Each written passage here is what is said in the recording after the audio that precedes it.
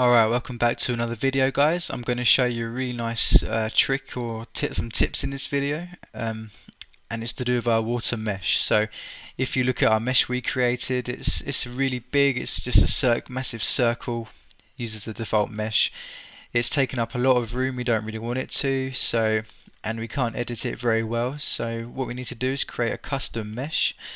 So before we do, guys, I just want to run through the components of the water. We've got the renderer, the script, and a material, a very complicated material here you can fiddle about with if you want, and the mesh itself, which we're gonna replace this. So as a side note, it's a lot easier to find your water, drag it in, and replace the mesh rather than creating an object from scratch. So keep that in mind. So right, we want to replace this water, so let's go into a Y perspective, zoom in on the area we're going to put the water in, and we're going to print screen this area, guys. So if you're on a Mac, Shift Command 3, if you're on Windows, the print screen button. You can press the spacebar if you want to take a picture like this. Alright, guys, so go into Maya, let's frame up on this, go to the image plane, import image, and that's the one. Feel free to cut around it and stuff if you want to. So what I'm going to do is bring this down a tiny bit so we can see our polygons we're going to create. Alright, so let's go into a top view and straight away get our polygon tool.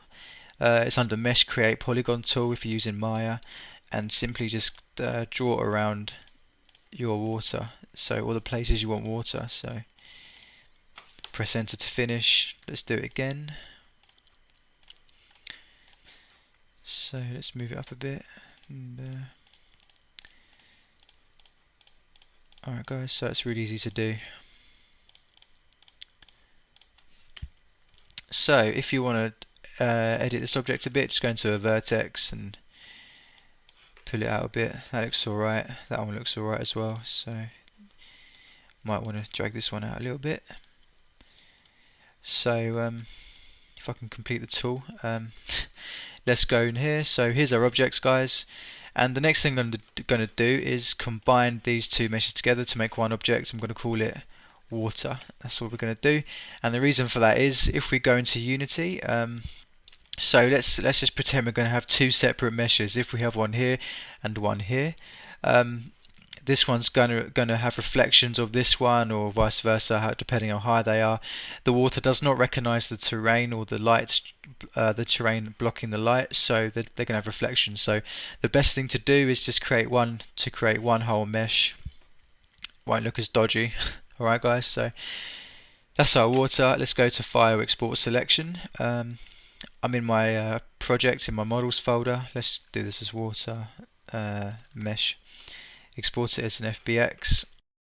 Let's hop back into Unity, and here we are with our default mesh. So the first thing I'm going to do, guys, I'm just going to make the scale go to 1, the scale factor 1, so it's easier to scale it. And with our water, set the scale factor to 1 as well, so it's a lot bigger. And all we're going to do is get our water. I'm just going to call it water actually, let's do that, and replace the mesh with our water mesh. Oh, wrong one, that's our default one. Water.